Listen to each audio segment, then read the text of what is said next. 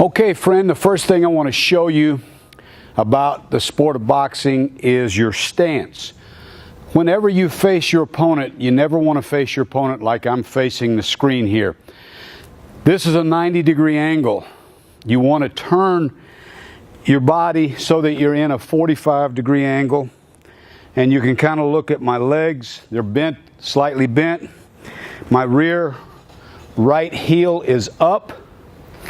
And my front foot, I'm basically on the balls of my feet. I'm going to place both of my elbows next to my ribs. And you see I'm facing you in a 45-degree stance. This elbow is protecting my ribs here. If somebody throws a body punch, I can block it here. Notice that my chin, my cheek, my head is protected with my right glove. Over here, my left glove is raised high enough that it protects my chin, my elbows close to my body.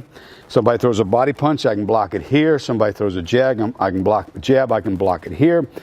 You know, I can basically raise my gloves to protect my face, move my body to the right or left as far as slipping out of this stance. I'm in a 45-degree angle, so that's your basic stance right there.